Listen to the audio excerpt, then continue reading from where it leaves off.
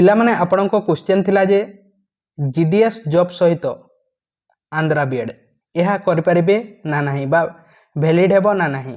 GDS job हेउची official time अटे 10 टारू 4 टा यार टाइम अटे। तेणु आपण एही टाइम रे जॉब करूछंती ता सहित आंध्रा बीएड करबा पय आपण चाहूछंती।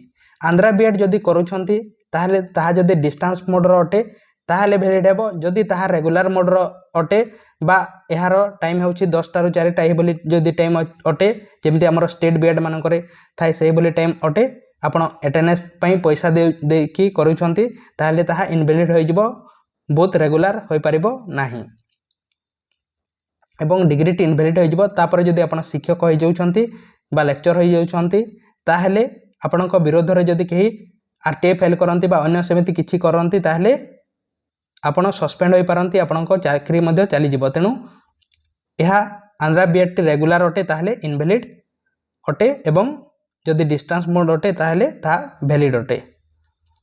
आपणको जदि अन्य कोनोसी क्वेश्चन अछि ताहले कमेंट बॉक्स रे कमेंट करंतु। चैनल को सब्सक्राइब करने हेतले सब्सक्राइब करंतु।